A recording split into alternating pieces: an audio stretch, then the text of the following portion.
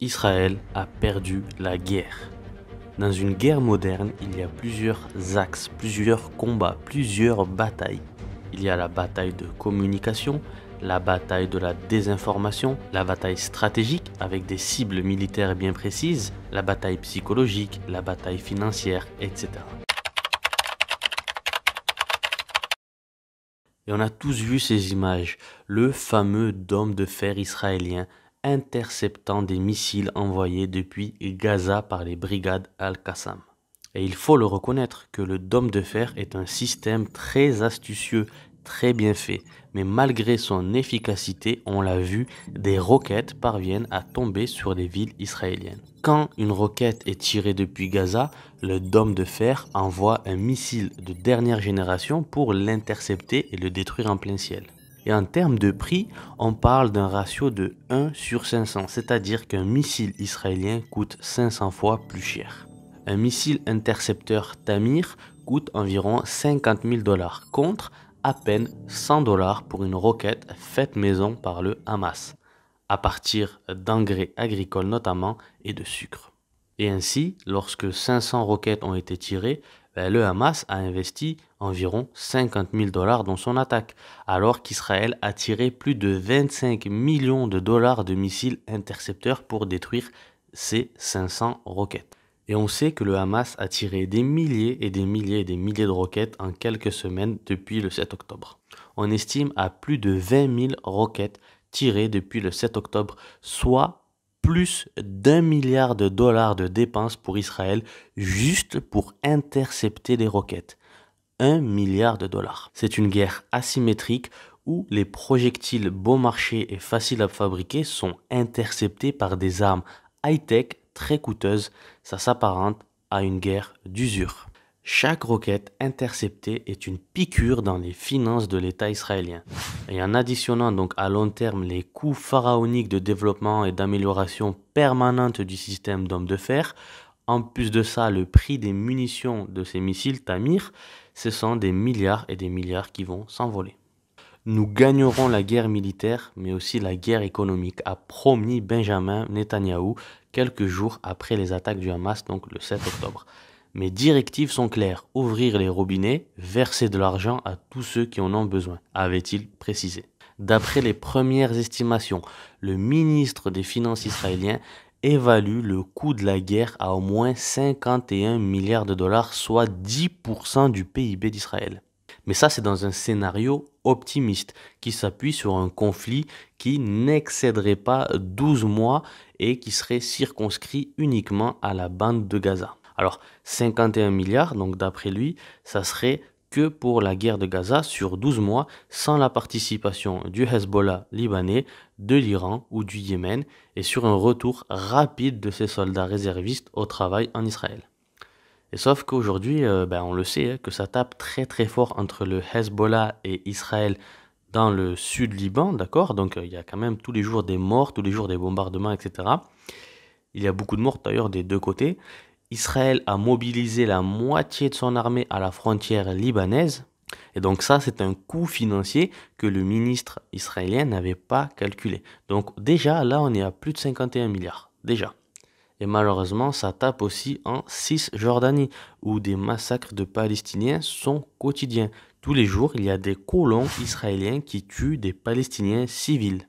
Et Israël maintient cette pression envers les Palestiniens de Cisjordanie avec une forte présence militaire et policière qui lui coûte énormément d'argent là aussi. Et ça aussi, ça n'a pas été prévu dans le budget des 51 milliards prévus par le ministère des Finances israéliennes. Donc nous, on va se baser que sur 51 milliards, même si tu l'auras compris, c'est largement, mais vraiment largement bien plus. Donc dans les 51 milliards de budget d'Israël, 25 milliards de dollars sont absorbés par la défense et la sécurité. Et oui, il faut payer les bombes, le carburant, les salaires, les matériels, etc. C'est un gouffre financier énorme. Et l'autre moitié de la facture inclut les pertes de revenus de l'État. Les recettes fiscales ont chuté de 15% en octobre, mais aussi l'indemnisation des victimes du 7 octobre ainsi que de tous les citoyens israéliens déplacés. Et en gros, il y a plus d'activité, il y a plus d'économie. Donc, tu vois, la TVA, et cetera, qui sont payées par la consommation, et cetera, là, il y en a plus. Donc, les recettes fiscales, il y en a plus. Et donc, c'est une énorme perte d'argent pour l'État israélien.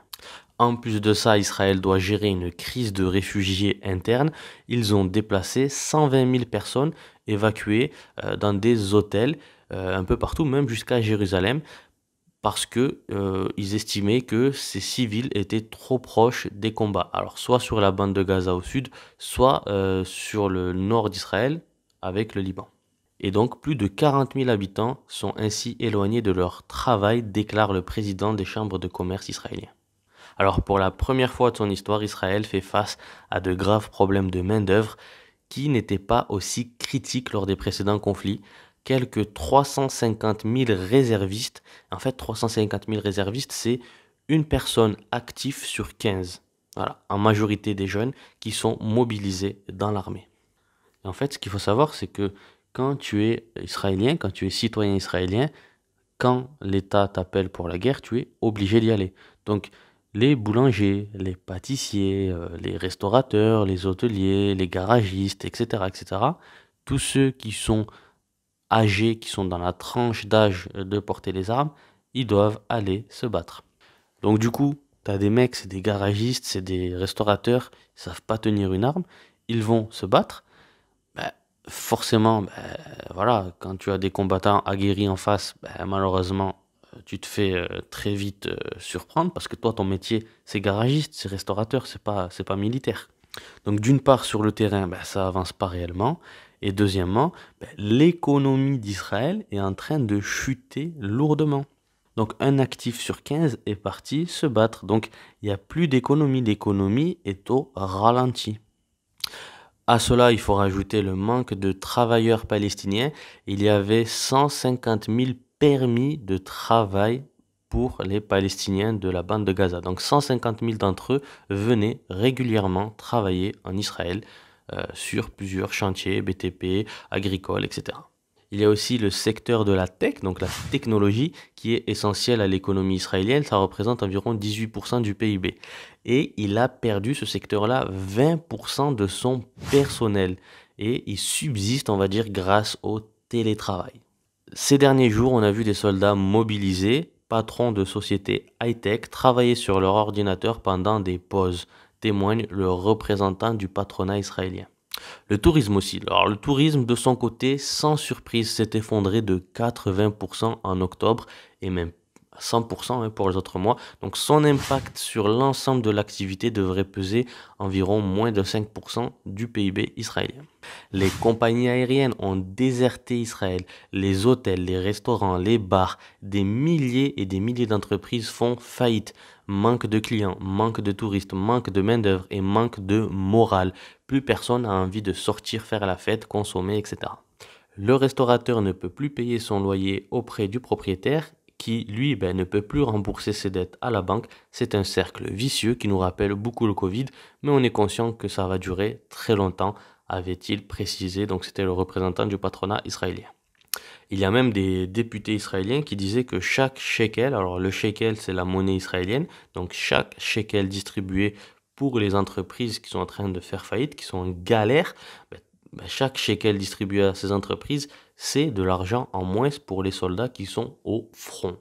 La bourse de Tel Aviv s'est effondrée à tel point que la banque israélienne, la banque d'État, a dû racheter lui-même 30 milliards de shekels pour éviter que leur monnaie s'effondre et ne vale plus rien. Afin de permettre la continuité de l'activité des entreprises israéliennes, alors l'État israélien a mis en place des reports de paiement, des fonds de soutien et d'autres outils d'aide destinés aux indépendants et aux petits commerces pénalisés par la chute de la consommation intérieure. Mais en gros, c'est comme pour le Covid, c'est un pansement sur une grosse blessure. Et à titre de comparaison, le Covid-19 a coûté 39 milliards de dollars sur 2 années. Au lendemain de l'épidémie, alors quand tout était réouvert, tous les secteurs ont repris à plein régime. Emploi, consommation, investissement, industrie, etc. Mais cette fois-ci, ce n'est pas le cas. Selon le ministre des Finances, contrairement à la période Covid, la reprise sera plus lente et ne retrouvera pas la même tendance qu'avant la guerre. Et cela a coûté plus de 51 milliards de dollars en quelques mois. Et il faut comprendre une chose, alors on n'en parle pas beaucoup à la télé, etc., mais c'est que la guerre est intervenue dans un contexte où l'économie était déjà ébranlée par une crise mondiale, une inflation mondiale, bon ça je sais que tu es au courant, mais aussi en Israël, il y avait des manifestations monstres, des manifestations énormes dans vraiment tout Israël contre la fameuse réforme du système judiciaire qui a été mise en place par Benjamin Netanyahou. Alors vraiment, tous les citoyens israéliens étaient contre ça. Le mouvement de contestation a été tellement énorme qu'on a appelé ça, on parle de gilet jaune version israélienne. Tu vois, tu imagines un peu la comparaison. Et ce mouvement a pesé sur le climat des affaires, sur le climat du business en Israël. Il y a eu la fuite des capitaux. Les investissements des entreprises se sont taris. Bref, avant l'attaque du 7 octobre, c'était déjà le bordel en Israël. Et depuis l'attaque du 7 octobre, donc ça a accentué la crise, c'est devenu plus compliqué pour l'État d'Israël. Et pour financer une partie des coûts, Israël doit emprunter auprès des banques. Une majeure partie de la dette est empruntée sur les marchés financiers, mais les conditions de financement demeurent très très difficiles avec des taux d'intérêt qui avoisinent les 5%. Et pire encore, au lendemain de la guerre, l'agence de notation S&P a abaissé la note du pays. Alors S&P, je ne sais pas si tu connais, c'est une entreprise, en fait c'est une agence de notation, elle donne des notes à des entreprises et à des pays. Alors si tu as un triple A, donc AAA, tu es un bon élève. Et si tu as un triple B, triple B-, tu es, on va dire, plutôt un mauvais élève. Et donc les banques du monde entier te prêteront de l'argent ou te prêteront pas d'argent selon la note que tu as. Et rappelle-toi qu'il y a quelques mois, la France avait été notée par une autre entreprise qui s'appelle Fitch, et la note a été dégradée, d'accord? Elle a perdu, elle est passée de triple A à double A-. Bref, n'hésite pas à te renseigner sur ça, sur S&P et Fitch, tu comprendras. Donc, l'entreprise S&P a baissé la note d'Israël à négatif. Le résultat, c'est quoi? Le résultat, c'est que selon le journal économique Calcalist, donc les certificats d'assurance contre l'insolvabilité du gouvernement israélien, s'échangeaient autour de 136 points contre 50 au début d'octobre. Autrement dit, la prime de risque sur la dette israélienne s'envole. Et si tu n'as toujours pas compris, en clair, pour une banque ou pour un fonds d'investissement, c'est très très très risqué de prêter de l'argent à l'État d'Israël. Il y a un gros risque de faillite. Et ça, c'est S&P qui le dit. Alors S&P, renseigne-toi, tu comprendras. Il y a un énorme choc de l'offre qui se transforme en crise de la demande, les taux d'intérêt sont élevés et le risque pour l'économie de faire faillite est très important, résume le Trésor israélien. S&P va même plus loin, elle s'attend à une diminution de 5% du PIB israélien au quatrième trimestre 2023. Et pire, une forte récession sur l'ensemble de l'année 2024. C'est-à-dire qu'il n'y aura pas de croissance dans l'économie sur toute l'année 2024 en Israël. Alors Israël ne cesse de marteler sur les chaînes de télévision que le Hamas a des tunnels par centaines, que le Hamas vole les Gazaouis, que le Hamas utilise les civils comme boucliers humains, que le Hamas a des stocks d'armes et de munitions énormes, que le Hamas a un arsenal de guerre sous 7 hôpitaux ou 7 écoles pour se donner la légitimité aux yeux du monde d'attaquer 7 hôpitaux ou 7 écoles. Israël invite les journalistes à des endroits précis comme des kibbutz contrôlés par l'armée israélienne ou des fameux tunnels sous l'hôpital Al-Shifa, que, je le rappelle, a été construit par eux-mêmes. Et d'ailleurs, contrairement à une idée répandue, ils n'ont pas besoin de savoir grand-chose. Ce sont les Israéliens qui, en rénovant l'hôpital de Gaza en 1980, ont créé le souterrain de l'hôpital de Gaza. Donc ils n'ont pas besoin, il n'y a pas besoin de... Mais Israël n'accepte pas les journalistes occidentaux dans Gaza. Pourquoi ? Alors si le Hamas est si méchant que ça, laissez les journalistes montrer au monde la vérité. Est-ce que Israël a-t-elle peur de la vérité ? Le problème, c'est qu'Israël autorise les journalistes à venir à un endroit précis qu'elle-même a décidé. Et en plus de ça, elle accompagne militairement tous les journalistes, les contrôle et vérifie tout ce que les journalistes ont filmé. Et ça, c'est pas moi qui le dis, c'est la chaîne de télé CNN. Bref, tu l'auras compris, la liberté des journalistes est muselée. L'armée israélienne vérifie les images, demande à flouter les visages des soldats. Il y a un terme pour théoriser tout ça, ça s'appelle l'asbara. On en parle depuis quelques jours, c'est un terme qui existe depuis 1948. Ça veut dire communication en hébreu, autrement dit, il faut convaincre l'opinion internationale de soutenir Israël. Et pire, ça c'est les journalistes occidentaux qui sont autorisés à venir. Mais Israël tue des journalistes palestiniens dans Gaza tous les jours. Un véritable crime de guerre, un véritable génocide. Bref, cette guerre de communication est perdue pour Israël. Elle envoie ses porte-paroles comme lui, là, Monsieur Rafovitch, parcourir les plateaux télé en direct pour dire des fake news à la télé. Une véritable propagande, on donne la parole à l'un et pas à l'autre. Dans le monde entier, des manifestations énormes éclatent chaque jour. Des millions et des millions de personnes battent le pavé, sous la pluie parfois, pour protester contre les exactions que fait Israël au peuple palestinien. À tel point que même les institutions comme l'école de Harvard ou du MIT sont contre le gouvernement d'Israël. Que des personnalités, pour ne pas citer des centaines d'autres, sont contre le gouvernement d'Israël. Bref, Israël a perdu cette bataille-là, elle le sait, et même la Maison-Blanche et son président Joe Biden lui-même commencent à désavouer Israël et à s'en écarter. Et il faut dire une chose, c'est qu'Israël n'a pas pris en compte dans ses calculs que les combattants là, du Hamas, les Brigades Al-Qassam ou le djihad islamique qui se battent contre Tsahal sont des jeunes de 20 ans, 30 ans, 40 ans. C'est la génération qui est née et qui a grandi avec la technologie, avec les médias, etc. Donc Israël a oublié de prendre en compte que cette génération qui se bat contre elle filme, poste, écrit et décrit ce qu'il se passe réellement. Donc ces combattants-là se battent sur le front de la communication aussi. Et donc le monde entier le voit. Pose-toi la question, pourquoi tu crois que Elon Musk a été invité en Israël ? Pour supprimer et limiter les informations des Palestiniens, pour bloquer les communications. Ce qui nous amène à notre troisième bataille. Le combat entre le Hamas et Israël est devenu une véritable bataille des réseaux sociaux.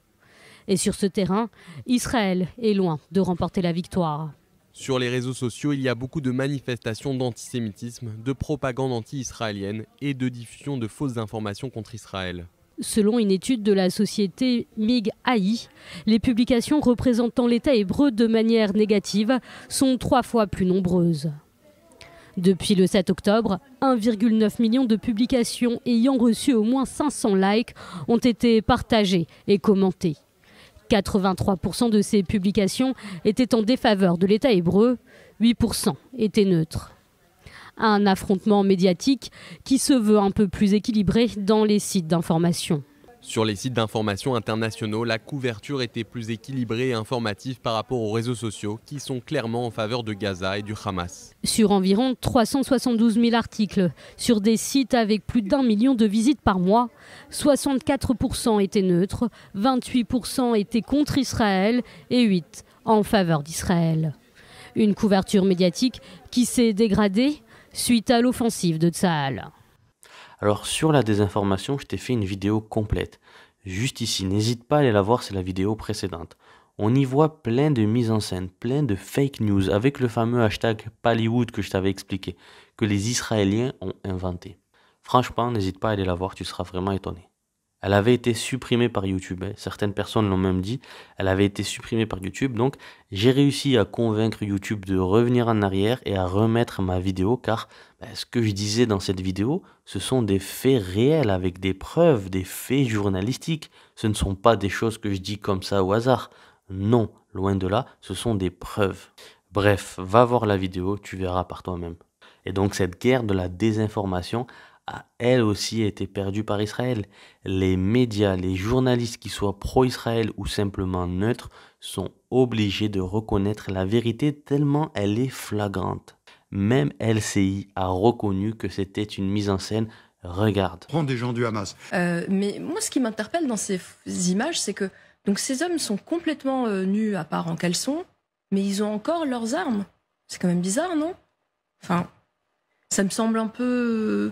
Visiblement, il y a une part de mise en scène dans cet homme qu'on charge de ramasser les armes les armes ont dû être mises de côté et on le charge de les ramasser pour les remettre à un autre endroit. Ça, donc s'il y a mise en scène, subodore que c'est une mise en scène. Donc s'il y a une mise en scène, comment est-ce qu'on peut savoir le nombre de combattants du Hamas dans ces populations? Je pose la question parce que même si l'armée israélienne a déclaré que le nord est une zone de combat, ça ne veut pas dire que tout le monde peut évacuer et ça ne veut pas dire que les gens qui sont restés sont nécessairement des combattants ou des terroristes. Il y a des gens, on le sait, enfin à travers des gens que je connais à Gaza, des gens qui ont des membres de la famille qui sont trop vieux, qui ne peuvent pas être transportés au sud, ou bien qui ont des enfants qui sont handicapés, etc., qui ont dû rester malgré tout, malgré le risque incroyable, ils en font partie. Et puis, j'ai l'impression que être un homme, ça veut dire qu'on n'est plus civil du tout. Nous sommes en décembre 2023 à l'heure où je te fais cette vidéo. Comment peuvent-ils penser que dire un mensonge sur les chaînes de médias télé en continu va convaincre l'opinion publique, alors que sur les réseaux sociaux, on prouve tous les jours que c'est un mensonge, que c'est une fake news? Comment peuvent-ils le penser réellement, sérieusement? Je me pose la question.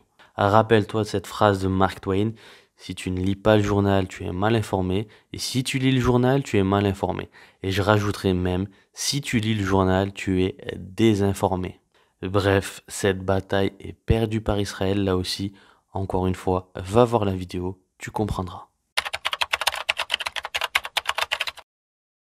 Plus de 50 000 blessés, plus de 20 000 morts, femmes, vieillards, civils et surtout des enfants. Jamais une guerre aura enlevé la vie à autant d'enfants dans l'histoire. Jamais. Israël mérite cette médaille de l'horreur. La bande de Gaza, c'est l'endroit le plus densément peuplé au monde. Il y a plus d'habitants au mètre carré à Gaza que à Hong Kong ou à New Delhi par exemple. Alors quand tu envoies une bombe de 200 kilos sur une maison, t'imagines bien que la maison et celle des voisins et du quartier tout entier va exploser. C'est de la logique pure et simple. Et Israël a tiré plus de 22 000 cibles, entre guillemets cibles, avec des bombes de 100 kg, 200 kg, 250 kg et bien plus. Donc l'intention de faire un maximum de dégâts est réelle et volontaire. Même Joe Biden le dit, il dit que le bombardement est aveugle. Car ce qu'il faut savoir, c'est que ces bombes de 250 kg n'ont pas de visée guidée. C'est-à-dire qu'elles sont juste lâchées à un point et puis boum, ça fait des dégâts. C'est vraiment honteux de la part d'Israël, vraiment honteux. Alors soit je suis bête, soit je sais pas compter, mais il faudra m'expliquer parce que quand tu sais qu'ils ont tiré plus de 22 000 fois, ils ont eu 22 000 cibles, alors tu dois avoir au moins 22 000 morts, c'est le minimum. Car d'après Israël, ils visent que les combattants du Hamas. Et comment des journalistes en France, j'arrive pas à le comprendre là aussi, comment ces journalistes ou des invités télé ou des pseudo-reporters disent ouvertement à la télé, des fois en direct, sur des chaînes de télé, que les chiffres sont faux, que le nombre de morts n'est pas aussi élevé que ça. Est-ce qu'on ne voit pas aujourd'hui la bande de Gaza qui est totalement détruite, pratiquement? Est-ce que oui ou non on le voit ça? Oui. On le voit. Oui. Bon, forcément, il y avait des habitants. Tout à fait. Bon, alors forcément, ils sont morts. Non, parce que si on voit comment ça s'effondre. Comment c'est effondré? Est-ce qu'ils sont morts? Il vient de te poser une question. Je ne connais pas le chiffre de ce. Mais il y en a ou pas? Je ne connais. Il y en a des milliers. Il y en a des milliers, c'est sûr. Je refuse de donner une fake news et d'approuver une fake news. Est-ce qu'il y a des morts? 11 000 morts, je n'en sais rien. Il y a des morts. Je n'en sais rien. Je n'en sais rien. 11 000 morts. Les morts. Un peu d'internet. Écoutez, moi la solution, c'est que Israël donne la permission à des ONG de rentrer à Gaza et de compter les morts. Tout à fait. Eh bien, Israël refuse. Tout à fait. 22 000 cibles, des bombes de 250 kg sur l'endroit le plus densément peuplé du monde. Qu'est-ce que tu veux de plus comme information? Retenez-le les amis, retenez ça, c'est des menteurs. Et il est impossible que le Hamas, qui a une force d'environ 30 000 hommes, 30 000 combattants, ait 22 000 infrastructures. C'est pas possible. C'est pas possible que le Hamas ait 22 000 camions militaires ou 22 000 bases militaires, etc. On le sait, c'est pas possible. Et Israël le dit elle-même. Ils sont cachés dans les tunnels sous 100 mètres de profondeur. Alors, je me pose la question, Qui sont ces 22 000 cibles? Des femmes, des enfants, des maisons, des civils, mais clairement pas des objectifs militaires. D'ailleurs, 70% des Palestiniens morts sont des femmes et des enfants. C'est triste. Et dans les 30% restants, il y a des civils, donc des hommes et des combattants du Hamas. Mais, encore une fois, il y a 30 000 combattants dans une population de 2,5 millions d'habitants dans la bande de Gaza. Mais là aussi, c'est des statistiques. 30 000 combattants dans une population de 2,5 millions d'habitants, d'accord, dans la bande de Gaza, il y a 2,5 millions d'habitants, la probabilité que les hommes soient des civils est vraiment, mais alors vraiment, vraiment plus probable que ce soit des combattants du Hamas. C'est des statistiques. Donc en gros, ce qu'il faut comprendre, c'est qu'Israël va tuer 1000 civils pour tuer 1 ou 2 combattants du Hamas. C'est un véritable génocide. Il n'y a pas d'autre mot.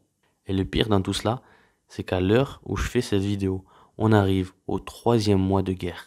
Et Israël n'a atteint aucun, mais alors aucun de ses objectifs militaires. Tous les spécialistes le disent. Le Hamas continue de se battre et de perpétrer de lourdes pertes à Israël, en termes de soldats, mais aussi de véhicules détruits. Le Hamas a toujours la capacité de tirer des roquettes sur Tel Aviv et les villes alentours. Le fait que le Hamas continue de bombarder le territoire israélien à l'aide de roquettes 66 jours après, est-ce que c'est étonnant? Oui, c'est étonnant. Ça montre une capacité de dilution au sein de Gaza et de capacité de faire bouger les munitions et les armes de lancement un peu dans Gaza, au nez et à la barbe, si j'ose dire, des Israéliens. Donc c'est de la part du Hamas une grande force qui lui permet d'être soutenu en particulier en Cisjordanie, ce qui est une nouveauté. Les otages sont toujours otages et pire, Israël a même tué 3 otages par erreur entre guillemets. Qui, rappelons-le, donc les 3 otages étaient sur un toit, ils avaient un drapeau blanc, ils étaient torse nu et criaient en langue hébreu à l'aide, à l'aide. Drapeau blanc, je sais pas si ils avaient brandi des drapeaux blancs. Et ils parlaient en hébreu en plus. Ils parlent en hébreu. Donc, il y a eu, voilà, et on les voit maintenant parce que l'armée israélienne les montre. Donc c'est extraordinairement douloureux pour la société israélienne. Oui. Mais malgré tout, on ne bouge pas. Et c'est pas bon pour Benjamin Netanyahou et non plus pour l'armée qui a reconnu avoir, je cite, rappelé les règles d'engagement à ses soldats, parce que normalement, dans une armée correctement entraînée, respectant les lois de la guerre, quand vous avez 3 personnes qui se présentent à vous, et je cite les éléments qui ont été publiés par la presse israélienne, torse nu, les mains en l'air, désarmés, ne représentant aucune menace et avec un drapeau blanc, que vous tiriez sur ces personnes pour les tuer, ça dit beaucoup du modus operandi de cette armée à l'intérieur de la bande de Gaza face aux civils palestiniens. Ce qui est très intéressant dans le discours, Laure, que vous teniez sur l'intention génocidaire du Hamas, on a le même discours du côté palestinien par rapport à ce que l'armée israélienne est en train de faire dans la bande de Gaza et chez des penseurs israélien, je pensais à Omar Bartov, sur effectivement l'intention israélienne à l'intérieur de la bande de Gaza. Il nous reste quelques secondes. Ce matin, le porte-parole de l'armée a dit c'est pas nous. On ne doit pas faire ça. Enfin, à propos des 3 victimes. Juste un mot, quelques secondes. Non, je voulais dire. C'est pas Tzahal. C'est pas ça les valeurs de Tzahal. C'est ce qu'ils ont tenu à rappeler. Ce qui s'est passé, moi, ce qui m'a fait penser au nombre de Palestiniens qui ont dû être tués comme ça avec des drapeaux blancs, il y en a forcément des dizaines. Et il n'y aura pas d'enquête. Et il n'y aura pas d'enquête là-dessus. Donc moi, c'est assez simple, je pense. Ça veut dire qu'il y a vraiment. Juste un mot, le général, sur la bavure. Oui, moi, j'appelle ça bavure, je ne sais pas comment appeler ça. Vous appelez ça comment? Alors, quelle est la case qu'ils n'ont pas cochée, ces pauvres types-là? Ils étaient torse nu, ils n'avaient pas d'armes, ils avaient un drapeau blanc, ils parlaient hébreu. D'un autre côté, on peut pas appeler ça une bavure, c'est pas possible. Les mecs qui sont torse nu, ils ont un drapeau blanc et te disent à l'aide, et ils se font tuer. C'est pas une bavure, c'est impossible. Et pose-toi les bonnes questions. Quand tu vois des fois des vidéos avec des Palestiniens morts malheureusement, et qu'on te dit à la télé, non mais ça c'est pas les Israéliens qui les a tués, hein. C'est le Hamas qui les a tués. C'est des snipers du Hamas, parce que ces gens-là étaient en train de fuir, parce que Israël avait dit qu'il fallait fuir. Et donc le Hamas les a tués. Ouais, c'est ça. Prends-nous pour des idiots. Là, tu avais 3 mecs sur un toit, torse nu, avec un drapeau blanc qui criait à l'aide en hébreu, et les soldats israéliens les ont tués. Et tu vas me faire croire que des gens palestiniens, des familles qui étaient en train de fuir malheureusement, se font tuer. Tu vas me dire que c'est le Hamas qui les a tués. Moi, ce qui m'a fait penser au nombre de Palestiniens qui ont dû être tués comme ça avec des drapeaux blancs, il y en a forcément des dizaines. Et il n'y aura pas d'enquête. Et il n'y aura pas d'enquête là-dessus. Donc moi, c'est assez ça que je pense. Ça veut dire qu'il y a vraiment... Il faut vraiment arrêter la désinformation. C'est trop, c'est vraiment trop.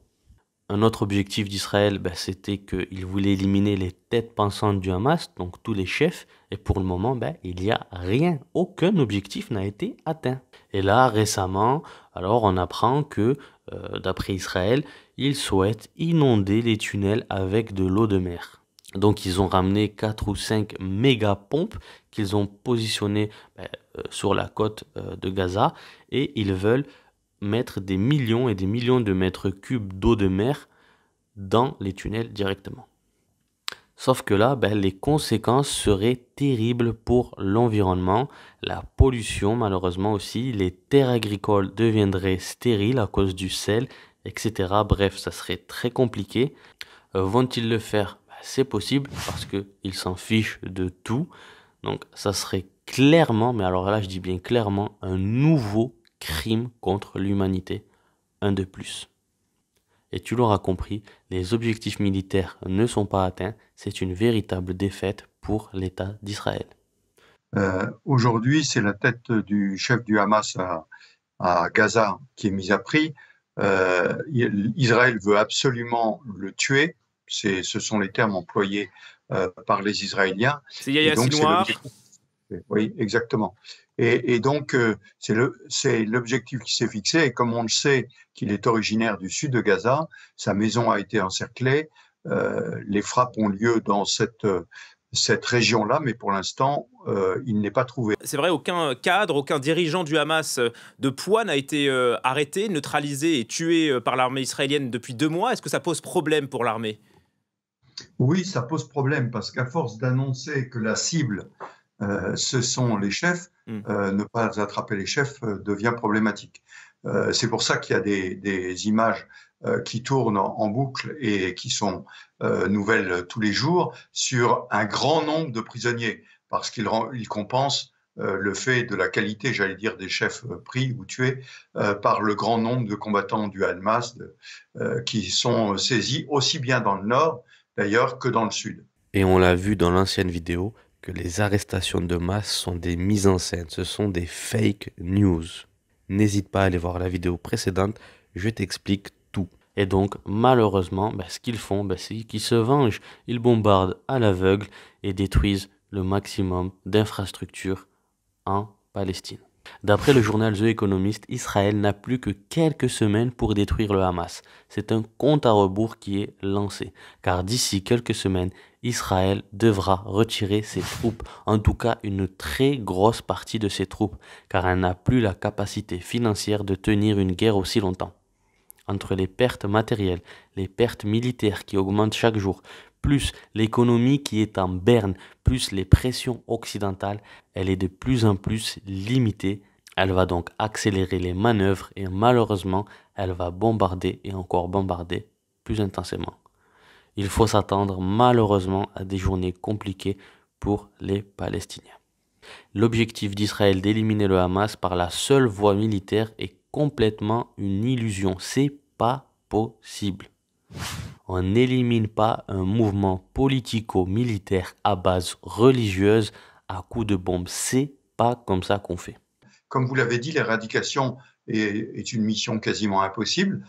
Et Benjamin Netanyahou, donc le premier ministre israélien, avait dit que ni la mort des soldats israéliens, ni la pression internationale en faveur d'un cessez-le-feu, rien ne nous arrêtera sur le chemin de la victoire. Et pour le moment, excuse-moi, mais les victoires, on n'en voit aucune, on n'en voit pas du tout. À part détruire des maisons, tuer des femmes et des enfants, je ne vois pas ce qu'Israël a fait comme victoire.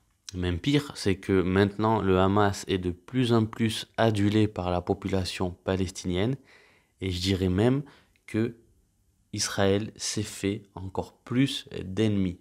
Car ce qu'il faut savoir, c'est que les enfants là, qui ont 5 ans, 10 ans, 15 ans, etc., qui ont vu leurs parents, leurs mères, leurs frères, leurs oncles, leurs tantes, etc. mourir à cause des bombardements, quand ils vont grandir, quand ils vont avoir 20 ans, 22 ans, 25 ans, qu'est-ce qu'ils vont faire? Il n'y a plus de travail, c'est la ruine, c'est la galère, qu'est-ce qu'ils vont faire? Ben, ils vont prendre des armes. Et donc, c'est parti pour une nouvelle guerre. Bref, plus la guerre militaire va durer, plus il y aura des morts des deux côtés.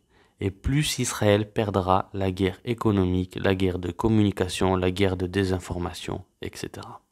Si cette vidéo t'a plu, n'hésite pas à liker et à m'écrire en commentaire ce que tu penses de tout cela. Allez, je te dis à bientôt pour une autre vidéo. Ciao!